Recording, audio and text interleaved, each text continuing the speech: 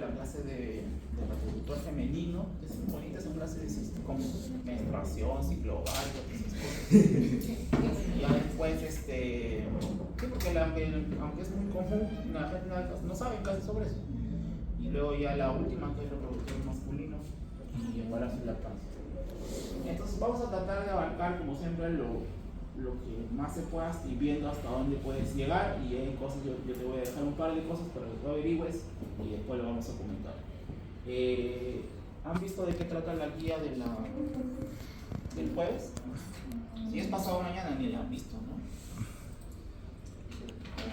Todo con semana 14. todo Tú con- de lunes hemos seguido el plan. Ayer todo el día hemos clase. el problema. Bueno, en teoría tenemos acá hasta las 10:30, así que seguramente podemos avanzar un poco más. Sé que la hora está libre. Antes de empezar, la práctica del jueves. Único que hoy día Grace está entrenada de eso. Chile. No hay China. Bueno, hay una práctica que nos hemos salteado que es la que correspondía a la semana 13. 13, ¿no? Ujú. A esa ya no hay momento de recuperarla, vamos a hacer ya la teoría nada más. Entonces, la siguiente, quiero ver son los temas, porque si vale más la reabsorción y algo de equilibrio ácido base, que va de la mano, es que no se puede estar separando todo, porque el cuerpo no funciona así. Bien, vamos a empezar entonces por acá. Este es un dibujo que tú ya conoces, simplemente voy a poner siglas, tú me sigues. ¿Qué es esto? Capsule. Perfecto. Tenemos una G, acá tenemos Aferente. la arteriola aferente, Eferente. acá tenemos la arteriola eferente, perfecto. Esta arteriola eferente, recuerdas en el gráfico de la semana pasada, se continúa, Vasos rectos. ¿no? Se va a continuar y va a formar ¿qué vasos? Rectos. Vasos rectos. Vienen por acá. Estos vasos rectos, como todo arteriola, finalmente tiene que terminar en ¿en qué van a terminar? Si es una arteriola, tiene que terminar ¿Una vena? en una red capilar. Y luego se van a convertir en vénulas. Vena.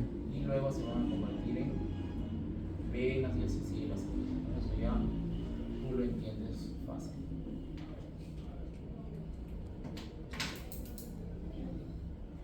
Bien. Vamos a unir para que se listo. Entonces vamos a seguir poniendo los nombres. Estos serían los vasos rectos. Esta sería una red capilar. Y por acá ya nacería una vena, ¿no? O una vena. Bien. Ahora, las partes tubulares. ¿Cuál es la primera porción? Proximal. El túbulo contorneado proximal, ¿no? Le llaman contorneado porque realmente cuando has visto seguramente tus láminas de microscopio tienen unas así. Y este sería el túbulo contorneado proximal. Luego tenemos el asa de Henle, pero el asa de Henle tiene dos porciones. Ascendente. Descendente, descendente. Asa de Henle, porción descendente delgada. Luego tenemos la porción ascendente delgada, luego tenemos la porción ascendente gruesa. Pero para términos fisiológicos, la verdad que no hay gran diferencia entre la porción ascendente delgada y la porción gruesa ascendente.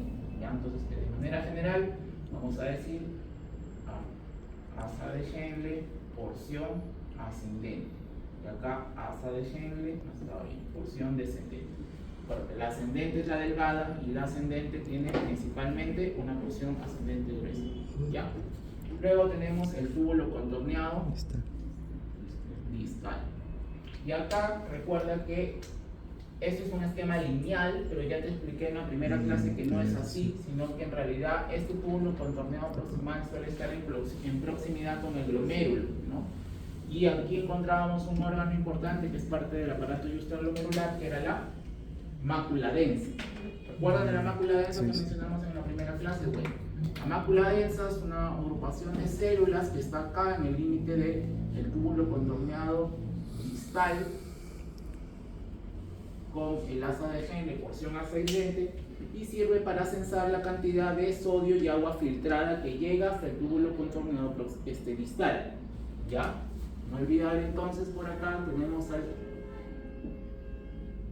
a la mácula densa. La mácula densa, ¿ya? Que es parte del aparato yuxtaglomerular que tiene la mácula densa, las células yuxtaglomerulares y las células mesangiales extraglomerulares, ¿verdad? Esta mácula densa, ¿qué es lo que va a censar? Va a censar solutos, principalmente sodio, y va a censar la cantidad de agua que llega obviamente al túbulo contorneado distal.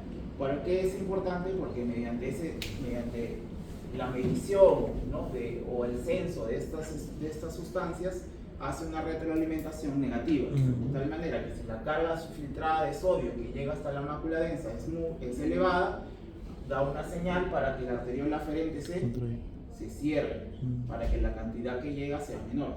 Si llega en déficit, la señal será para que la arteriola aferente se dilate y llegue en mayor cantidad. ¿Entienden el sistema? Bien. Luego tenemos a los túbulos colectores. Los túbulos colectores los podemos dividir en dos grupos. Tenemos a los túbulos colectores que son corticales y los dividimos de esa manera porque funcionalmente tienen características diferentes, ya no solamente es anatómica. Y luego tenemos a los túbulos colectores que son medulares. Bien. Entonces, habiendo hecho ese pequeño repaso, vamos a poner por acá una especie de fórmula en la cual tenemos que la excreción renal, ya, el término final de la finalidad del sistema renal es producir orina, y produces orina para poder eliminar ciertas sustancias que están en exceso o que sean potencialmente nocivas para el cuerpo, son eliminadas a través de la orina. Ese proceso en el cual tú eliminas sustancias se llama excreción, pero hay otros términos que debes tener claro. Por ejemplo, si yo pongo una flecha acá, que esta flecha me está indicando que hay paso de solvente y de solutos desde los capilares glomerulares hacia el espacio de Bowman y después hacia los túbulos renales. Ese proceso se llama filtración. Entonces la excreción, lo que se elimina finalmente en la orina, lo podemos representar matemáticamente, de tal manera que yo puedo decir que la excreción es igual a la filtración, ¿verdad?, del líquido que sale acá. Pero una vez que el líquido atraviesa los capilares glomerulares y se convierte en ultrafiltrado, ¿no? Ese término no te olvides, esto es el ultrafiltrado. Una vez que pasa hacia allá, va a ir por todo el aparato tubular y va a pasar otros procesos. Se va a reabsorber aquellas sustancias que requieran mantenerse en el cuerpo y se van a secretar otras que necesitan ser eliminadas, que no pasaron a través de los capilares glomerulares. Entonces tengo que la excreción urinaria viene a ser la filtración, menos la reabsorción más la secreción. ¿Se entiende? Y eso lo puedes aplicar para cualquier sustancia. Por ejemplo, yo digo la glucosa pasa casi en su totalidad a través de los capilares glomerulares, o sea, son filtrados, pero luego deben ser reabsorbidos, porque la glucosa es necesaria para producir energía, se reabsorbe, ¿verdad? ¿Se secreta la glucosa? No se secreta. Hay sustancias que sí tienen. Por ejemplo, tengo el sodio. El sodio forma parte del filtrado, luego es reabsorbido casi en su totalidad y un pequeño porcentaje es secretado. El potasio se filtra, también hay una parte que se reabsorbe, pero en las últimas porciones del aparato tubular se secreta. ¿Me entiendes? Entonces, para la sustancia que tú quieras, aplica esto. La excreción es igual a la filtración menos la reabsorción más la secreción. ¿Está bien? Entonces, la filtración sería acá.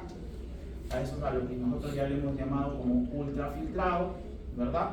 Luego tenemos que la reabsorción y la secreción se van a dar a través de todo el aparato tubular, y finalmente lo que salga por acá, que va a formar la orina, viene a ser la excreción. No te vayas a confundir con los términos excreción con secreción.